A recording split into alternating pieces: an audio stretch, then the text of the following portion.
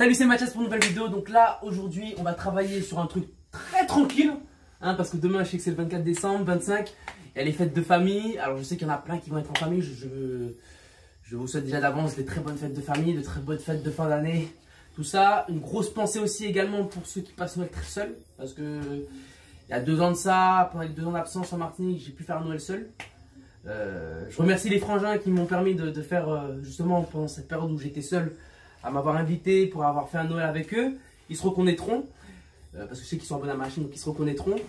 Mais voilà, donc en tout cas, j'ai une grosse pensée pour ceux qui font Noël seul. Je sais que c'est pas évident, c'est que c'est des moments assez durs, assez compliqués, parce que bon, c'est des moments en général de rassemblement, de partage de famille. Donc voilà. Aujourd'hui, on va venir travailler des petits exercices avant le réveillon, parce que c'est demain. Tranquillement, on va venir travailler des exercices on va dire des exercices qui vont nous permettre d'améliorer. Alors, j'aime bien parler exercices, hein, parce que beaucoup ont pensé que ça va être du combat. Non, c'est pas ça. On va venir travailler des exercices aujourd'hui, tranquille, pour après, avec une petite séance après peut-être de mise de gants, mais tranquille. Donc, pour arriver à venir optimiser sa vitesse et sa puissance. D'abord, je tiens à rappeler, dans la culture chinoise, on a souvent parlé, alors, je ne vais pas dire dans la culture chinoise, on va parler de la vie en général globalement et dans la logique des choses. Le secret de la vitesse, c'est la lenteur. Ça rejoint le yin et le yang, je le dis souvent aux gens. Le secret de la vitesse, c'est la lenteur. Pourquoi je dis ça? Parce que quand vous apprenez à écrire, quand vous apprenez à jouer d'un instrument, quand vous apprenez à compter, quand vous apprenez à lire, on commence toujours doucement à décomposer les syllabes pour après avoir une lecture assez fluide, une écriture fluide ou savoir jouer d'un instrument assez fluide. Mais pour moi, c'est le même système. On va venir travailler vraiment des exercices de ça, vraiment lentement. Et le petit sparring après, enfin, le petit entraînement sur sac à la fin, c'est vraiment pour travailler doucement. Hein. Le but, c'est vraiment de sentir ces sensations. Alors, quand je parle de sensations internes, c'est des choses qu'on ressent soi-même dans sa pratique, dans ses mouvements, mais qui ne vont peut-être pas forcément se voir à l'œil nu de quelqu'un de l'extérieur, il ne va pas forcément le voir. Hein. Le but, c'est vraiment de travailler doucement, sentir ces sensations, et c'est comme ça qu'on progresse. Moi, je dis souvent, et je l'ai dit souvent sur ceux qui m'ont suivi sur Facebook, YouTube, tout ça, même Instagram, arriver à un certain niveau. Alors, je ne dis pas que j'ai un niveau, voilà, mais arriver à un certain niveau, il faut mieux se concentrer sur les sensations que sur la technique. Parce qu'arriver à un certain niveau, je pense qu'il y a des personnes qui sont abonnées à ma chaîne qui ont quand même un bon niveau dans les arts martiaux. J'avais pu voir qu'il y avait des bonnes personnes qui étaient quand même à un bon niveau. Tout le monde sait faire un crochet, tout le monde sait faire un uppercut, tout le monde sait faire un coup de pied. À un moment, il faut se concentrer sur les sensations. Donc là, aujourd'hui, on va travailler ce qu'on appelle en méthode WSS le TJ Wave. Donc c'est un peu l'art de la vague. On va venir le travailler sur différentes formes, doucement. Alors, pour ces exercices, on peut être debout, tranquille. Alors, on va venir travailler sur des phases d'exercice. Alors, j'avais pu montrer ça en métropole, j'avais pu montrer ça sur son tuto dans mon petit appart. Mais là, on va venir travailler ça vraiment plus précisément parce qu'après, j'ai mon fameux ami que j'ai depuis 10 ans, qui a toujours été là, qui a toujours gardé la même place, même quand je suis en métropole. On va venir travailler après pour venir travailler ses frappes et venir sentir ses sensations. Donc, on va travailler de la coordination. Donc, dans la coordination, qu'est-ce que j'entends dans la coordination? Donc, dans la boxe, on connaît tous l'esprit de coordination, pied, machin, pied arrière, tout ça. Donc, si vous regardez la culture cubaine, la boxe cubaine est très basée sur les steps, sur les pieds. Le grand champion Tony Yoka de boxe anglaise allait s'entraîner à Cuba parce que justement, il allait travailler avec sa compagne, sa femme, ils allaient travailler sur des détails techniques. Parce qu'à Cuba, ils le font vachement dans la danse, ils sont vachement basés sur les pieds et sur les transferts de poids. C'est ce que je parlais l'autre jour quand je parlais de tout ça. Donc, alors, on va venir genoux légèrement pliés, comme en position de décalage en Kong. Rétroverser le bassin. Donc, pour ceux qui connaissent le décalage en Kong, alors je le fais toujours.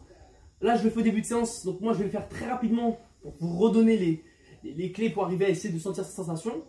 Mais le but c'est de le faire 20 minutes, 30 minutes quand vous pouvez.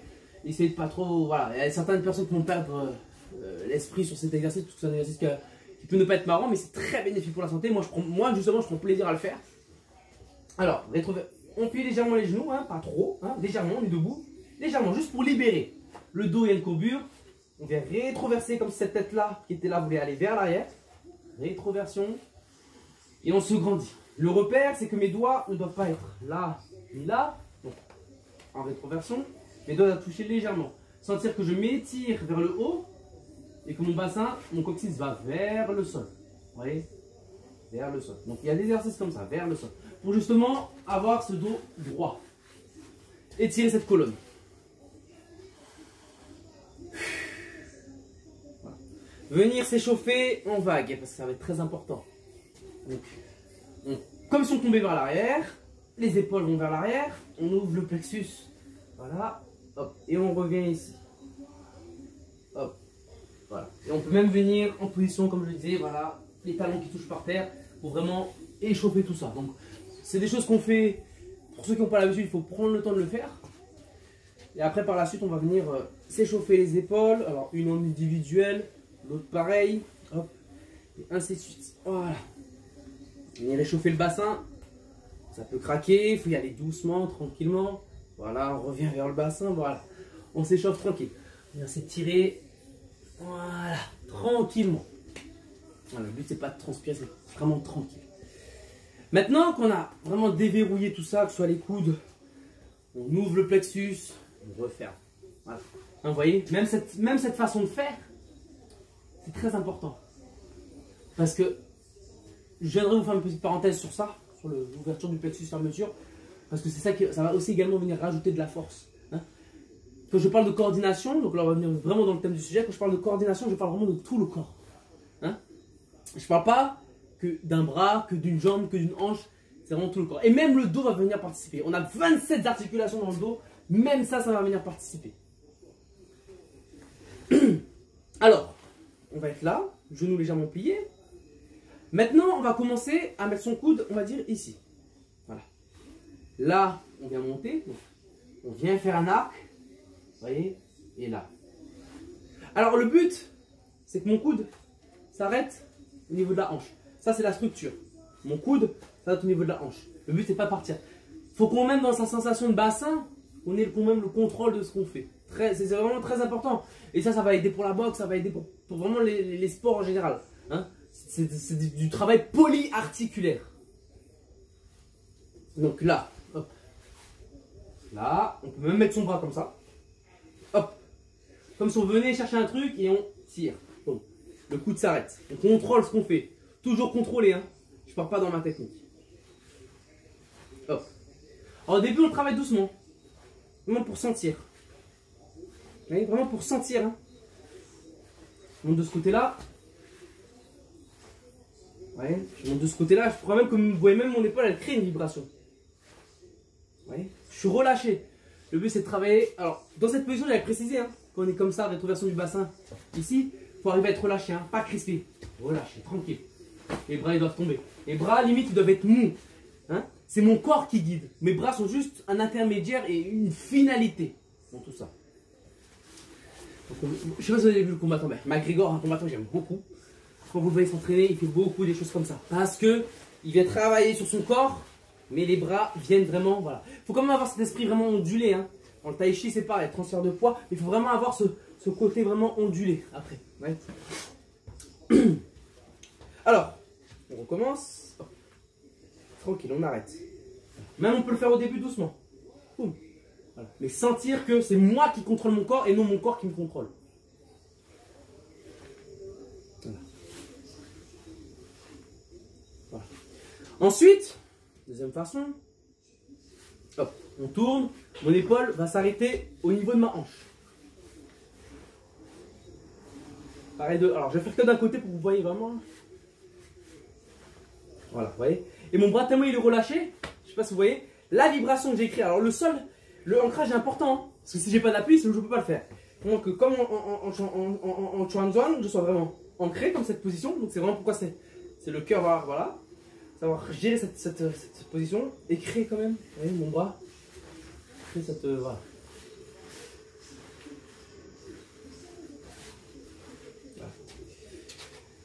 Je fais court pour pas que ça mette du temps non plus sur la vidéo. Hein. Le but, c'est que vous, après vous le répétez chez vous. C'est des trucs hyper simples.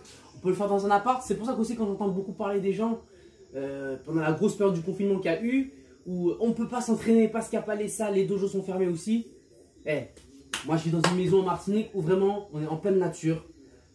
Ce sac-là, comme je l'ai dit il y a plus de 10 ans, ce sac-là, il a quand même suivi toute ma carrière. Donc, ce qui veut dire que là où j'ai vraiment construit mon travail en karaté, il y a eu les entraînements en club, bien sûr. Voilà ce que le coach apprend, ce que les entraînements qu'on fait. On va dire que, allez, après 80% du travail, c'est là.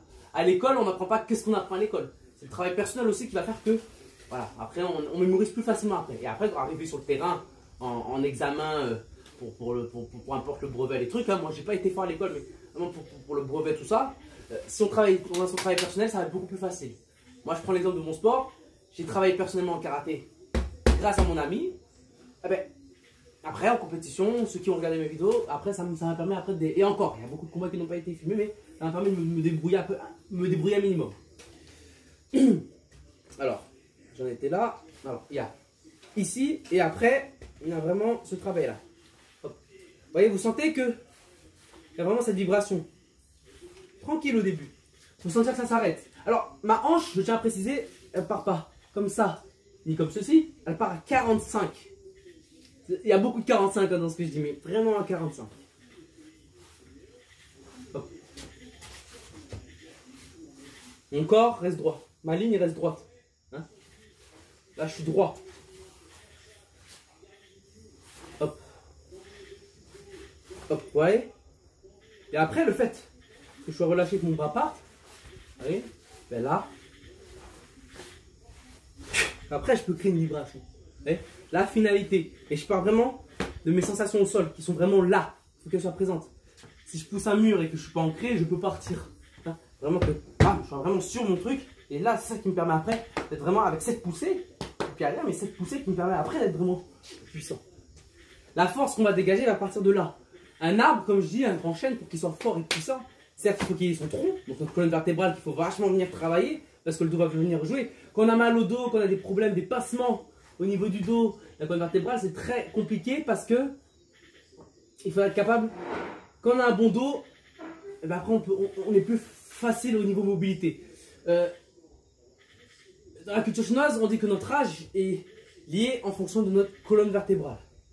On peut avoir 80 ans en chiffre, mais si on a une bonne colonne vertébrale, une bonne santé, on pourra forcément perdurer. C'est pour ça que je fais beaucoup aussi des exercices polyarticulaires de mobilité parce que c'est ça qui va vraiment être très important. Donc ici, ici, là, là, vous voyez? Donc là, épaule, coude, et après je vais rajouter, très simple, épaule, alors, mes hanches qui sont vraiment, je dois vraiment sentir ma stabilité, mon ancrage, mon centre de gravité que je dois vraiment sentir là. Donc ça, c'est vraiment une sensation interne. Épaule, coude, boum, coude, et ensuite ça vient dérouler. Alors maintenant, si on vient rajouter ce travail, alors avant de travailler sur le sac, on peut rajouter un petit peu de vitesse. Et quand on a ce contrôle de hanche, où ma hanche elle sait s'arrêter, même en individuel ma hanche, vous voyez, quand je sais vraiment la contrôler, je peux rajouter de la vitesse et je peux créer des effets rebonds. Je m'explique. Donc là, hop, je peux faire, hop, je m'arrête, hop, je reprends, hop, je m'arrête, hop, je reprends. Donc là, vous voyez, ce mouvement de...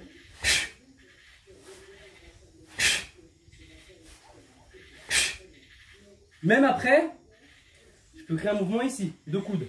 Je vais lancer ma main. Ça n'a rien de technique spectaculaire. C'est pas une technique, c'est un mouvement. Moi, je suis dans le mouvement, pas dans la technique. On va faire là, dans le mouvement. Avoir cette sensation.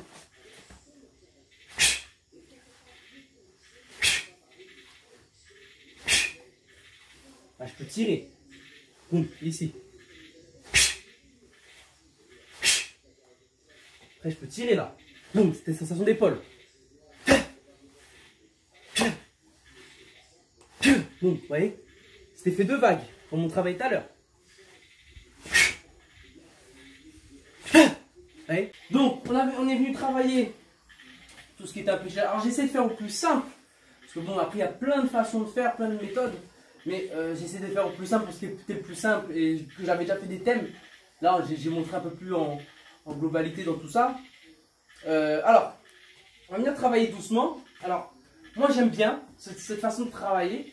Parce qu'on va souvent travailler en dynamisme. Mais justement, pour avoir cette vitesse, il faut travailler en douceur. Alors, Pareil, on va garder le même système. On va quand même plier les genoux. Essayer de rétroverser. Pas trop, hein. Le but, c'est pas d'être trop comme ça. C'est de trouver le juste milieu. Hein. Toujours, c'est à vous de trouver. Hein. Après, ça, sur ça, moi, je ne suis pas dans votre corps. C'est à vous de trouver. Donc, tranquille, on vient rétroverser. Et on vient travailler tranquille.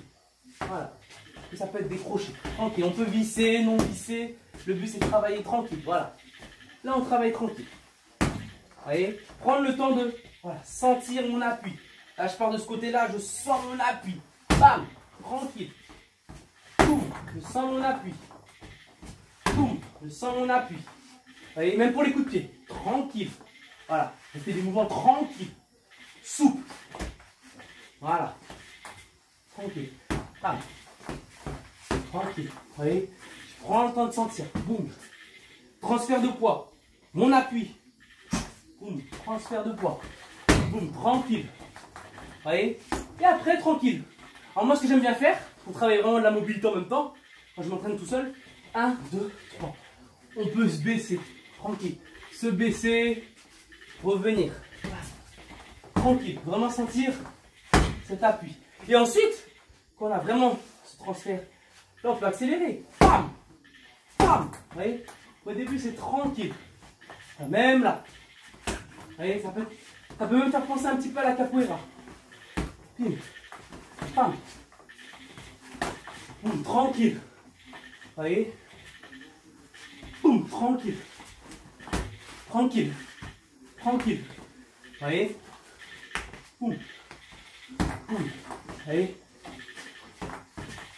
Et là, quand on est proche, pareil. Il faut sentir cette sensation. Je fais le proche d'un adversaire en même temps. Pam. Ça, vous avez déjà vu Mike Gregor, il met des coups d'épaule. Donc là, le fait d'être proche, on peut travailler. Voilà. Mais il faut avoir ce petit saut quand même. Parce que l'énergie, on l'amène vers le haut. Comme j'ai dit, on peut amener vers le haut et vers le bas. Quand c'est des frappes, là, je peux amener vers le bas. Pour transférer ici. Là, je suis quelqu'un, j'amène vers le haut. C'est en fonction de moi après. Mais travailler toujours tranquille. Voilà, travailler lent. Je prends le temps de sentir, là, je suis ancré. Ma hanche, ma coordination. Chaque fois, je travaille tranquille. Je peux même faire des enchaînements à la hollandaise. Tranquille. Pim. Pim. C'est bon. Alors, conclusion, si on veut faire du travail polyarticulaire, il faut venir rajouter quand même toute cette coordination. Ce mouvement-là crée de la puissance. Vous voyez? Donc, si on rajoute ici, pour sentir cet appui, tout part du sol, mais à chaque fois que je reviens, ça se répertorie sur mon pied. Vous voyez? À chaque fois. Vous voyez? Et quand je fais mon mouvement, hop. Vous voyez? Je suis coordonné. Je ne fais pas 1, 2, 3, non, c'est tout ensemble. Comme si je jetais quelque chose. Vous voyez? Vous voyez?